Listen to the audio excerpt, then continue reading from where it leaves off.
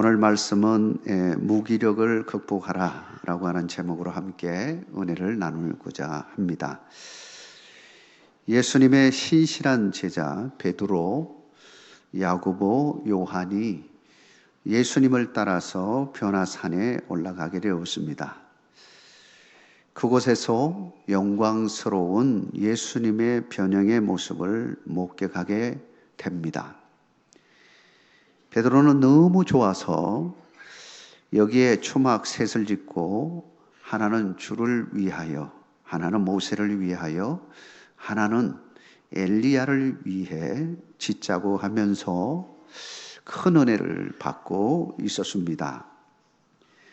그런데 산 아래에 있는 9명의 제자들은 귀신 들린 한 아들을 둔 아버지의 간절한 치유 부탁에도 귀신을 쫓아내지 못함으로 말미암아 무리들에 쌓여서 서기관들과 논쟁을 하며 어찌할 바를 모르는 상황을 맞이하게 되었습니다.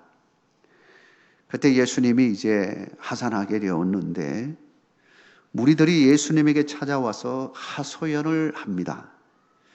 당신의 제자들에게 귀신을 내쫓아달라고 했으나 능히 하지 못했습니다 라고 하면서 일러 바치는 겁니다. 왜 제자들은 여기서 무기력한 모습을 보였을까? 어쩌면 우리의 모습은 아닐까? 어떻게 하면 무기력함에 빠져 있을 때에 그 무기력함을 이겨낼 수 있을까?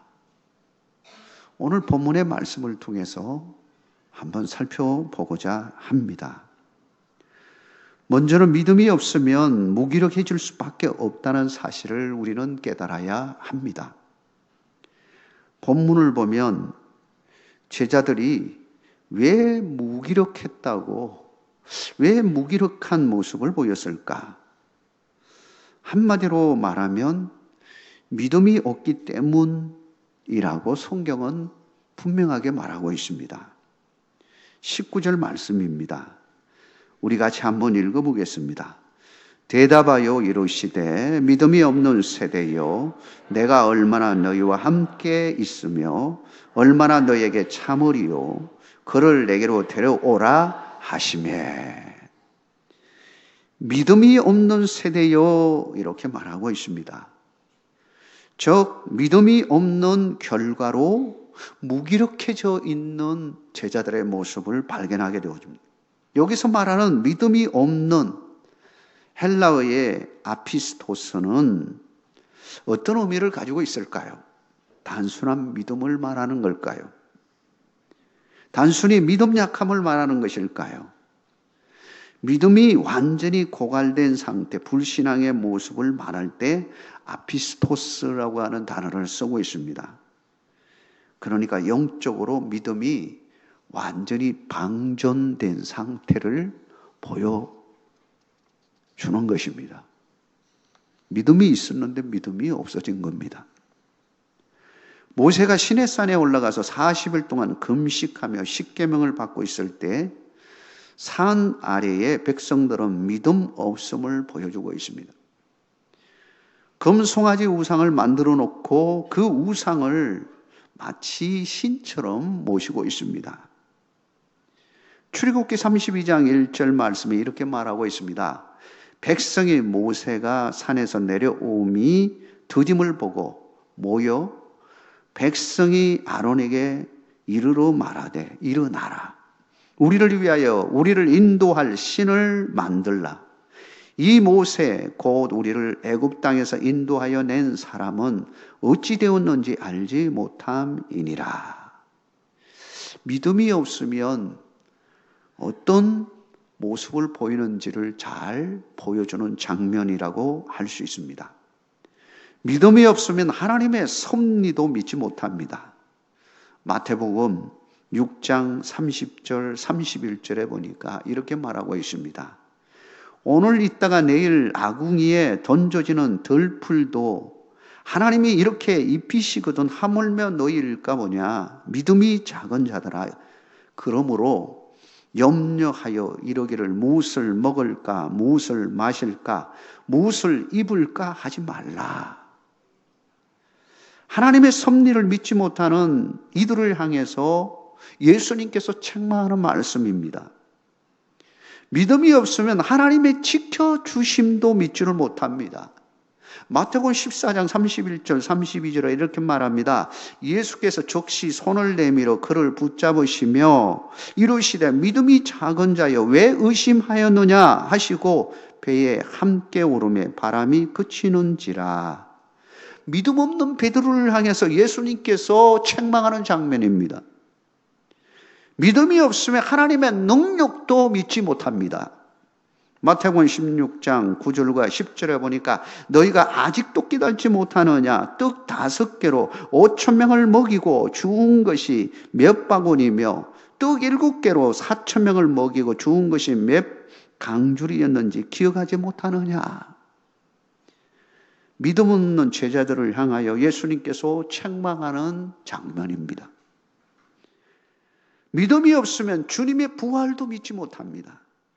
마가복음 16장 14절에 이렇게 말합니다. 그 후에 11 제자가 음식 먹을 때 예수께서 그들에게 나타나사 그들의 믿음 없는 것과 마음이 완악한 것을 꾸짖으시니 이는 자기가 살아난 것을 본 자들의 말을 믿지 아니함일러라. 예수님께서 부활하실 것을 미리 말씀하셨는데도 불구하고 살아났다고 증거하는 사람들 그 말조차도 믿지 못하는 모습을 보여주고 있습니다. 이처럼 믿음이 없으면 하나님의 섭리도 하나님의 지켜주심도 하나님의 능력도 주님의 부활도 믿지 못하는 것입니다. 사실 마가복음 6장 7절에 보면 제자들은 이미 예수님으로부터 능력을 부여받게 되어줍니다. 12제자를 부르사 둘씩 보내시며 더러운 귀신을 제어하는 권능을 주시고라고 말하고 있습니다. 우리 주님께서 이미 12제자들에게 권능을 행할 수 있도록 권능을 주셨음을 알 수 있습니다. 그리고 실제로 그 능력을 행했음을 보게 되어줍니다. 마가복음 6장 13절에 보면 많은 귀신을 쫓아내며 많은 병자에게 기름을 발라 고치더라 라고 말하고 있습니다. 주님으로부터 권능을 행할 수 있는 놀라운 능력을 위임을 받았고 그리고 또한 그걸 실행에 옮겨본 경험이 있는 자들이었습니다. 그런데 지금 그들은 왜 이 무기력함에 빠져 있는 것입니까? 믿음이 없었기 때문이라고 하는 것입니다. 우리가 영적 싸움에서 세상과의 싸움에서 무기력함을 경험할 때가 있습니다. 그때 우리는 점검해야 할 것이 있습니다. 나에게 믿음이 있느냐? 왜 내가 이렇게 무기력하게 살고 있느냐? 내가 정말 믿음이 있느냐? 사랑하는 성도 여러분, 믿음을 회복하는 시간이 되기를 주의 이름으로 축복합니다. 믿음이 있어야 승리할 수 있습니다. 그래서 두 번째로 우리가 믿음이 있으면 어떻게 되느냐라고 하는 겁니다. 믿음이 있으면 권능을 행할 수 있습니다. 어떤 권능을 가지게 될까요? 23절에 보니까 능히 하지 못할 일이 없는 권능을 가지게 되어진다라고 하는 겁니다. 23절을 우리 같이 한번 읽겠습니다. 예수께서 이르시되 할 수 있거든이 무슨 말이냐? 믿는 자에게는 능히 하지 못할 일이 없느니라 하시니.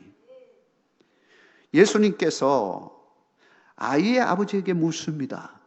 언제부터 이런 일이 있었느냐 하고 아이의 아버지에게 물었죠. 그랬더니 어릴 때부터 이렇게 되었습니다 하고 대답을 하면서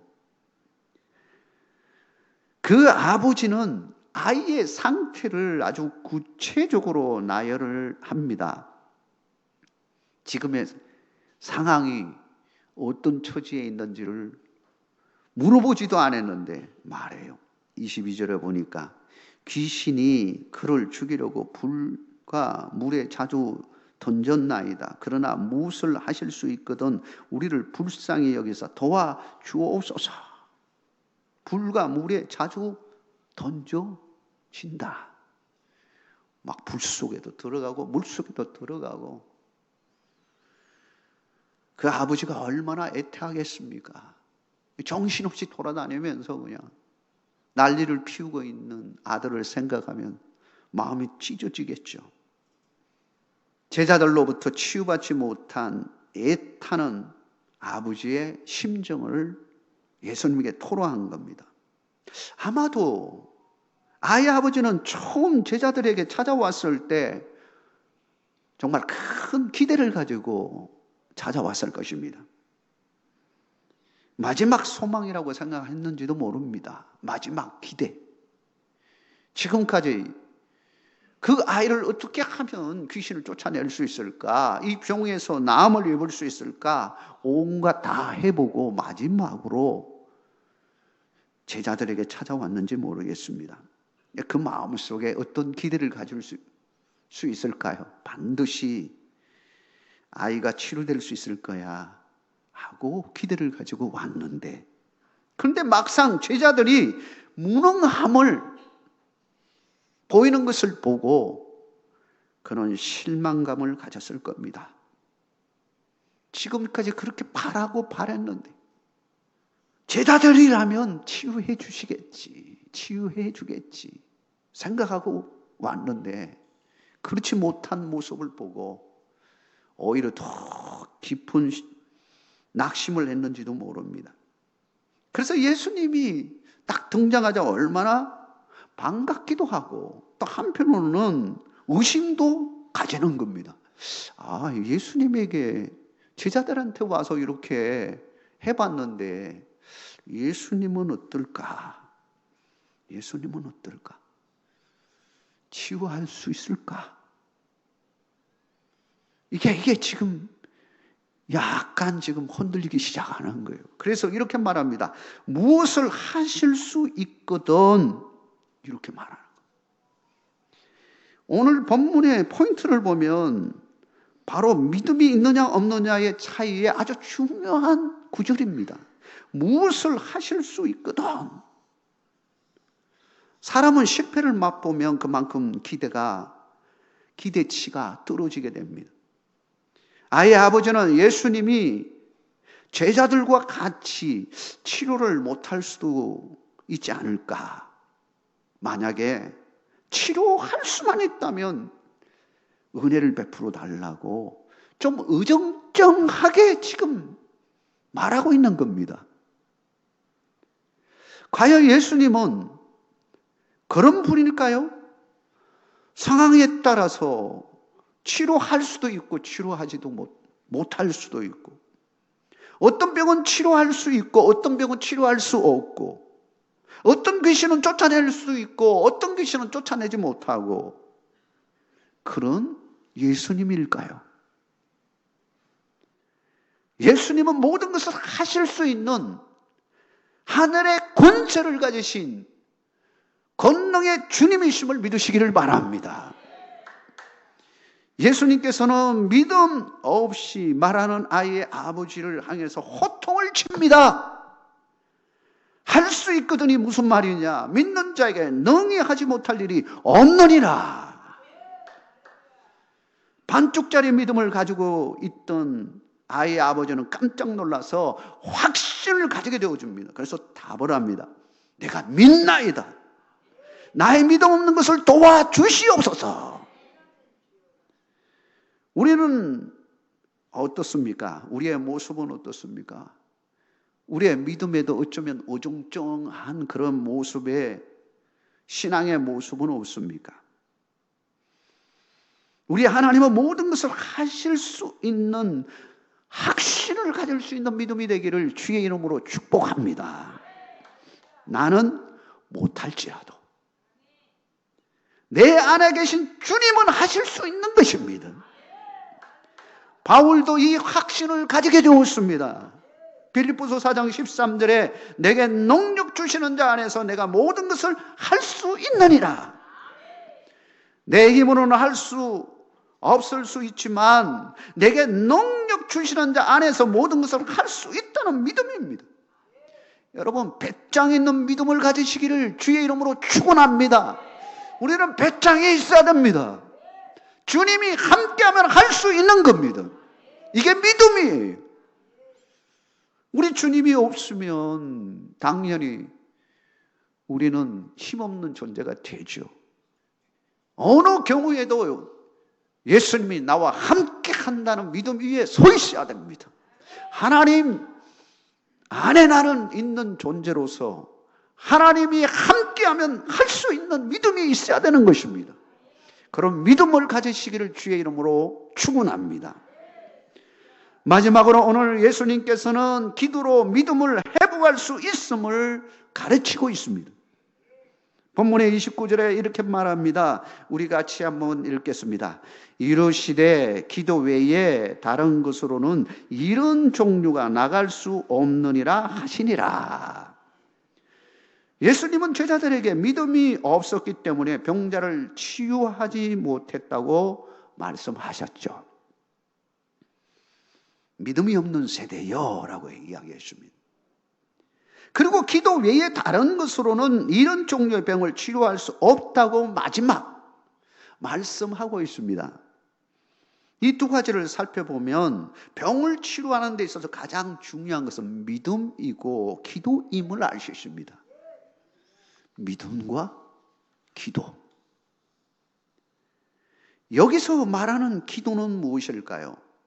여러분, 단순히 초능력을 행하는 수단으로서 기도를 말한 것일까요? 그것이 아님을 알 수 있습니다. 제자들이 만약에 그런 마음으로 행했다면 당연히 안 되는 거죠. 당연히 안 됩니다. 그렇다면 여기서 말하는 기도는 뭘 의미하는 것일까라고 하는 겁니다. 능력의 원천으로서의 하나님과 관계와 교제를 갖게 하는 기도를 말하는 겁니다.